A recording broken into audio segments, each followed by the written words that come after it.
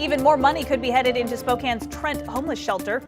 That's to keep it open during the coldest months of the year. Spokane's City Council is going to be voting next week to extend a contract for 4 months to the tune of $3.9 million. KREM 2's Shannon Mowdy is here to explain now. Shannon? The council was briefed on this ask early this week. Many aren't happy with being asked to approve more funding, as the Salvation Army has gone over budget several times.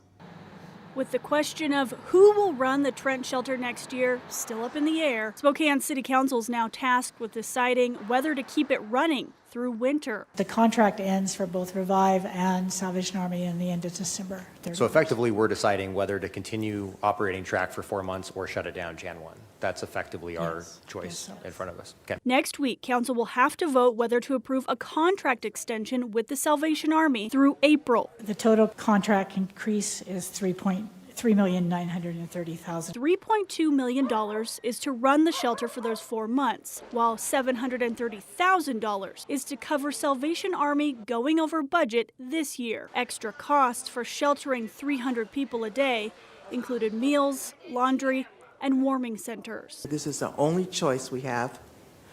The amount of money that's being requested is more than really we can truly afford. Several council members expressed frustration about having to make this call in the 11th hour. In September, Mayor Nadine Woodward's administration put a pause on the process of awarding the 2024 contract. Many questioned the timing, since it looked like Jules Helping Hands was set to win that bid. Well, what I can tell you is that it has nothing to do with the applicants themselves. It has everything to do with the ability to pay whatever chosen applicant occurred.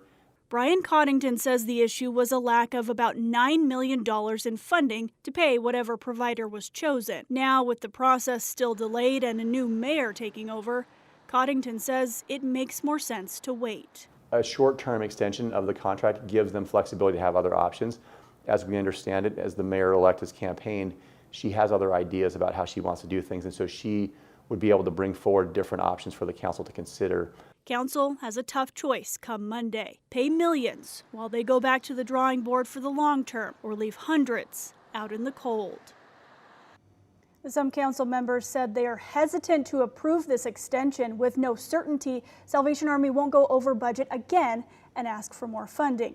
Michael Cathcart said there needs to be an audit system or on-site monitoring on how the money is spent. Shannon Mowdy, KREM 2 News.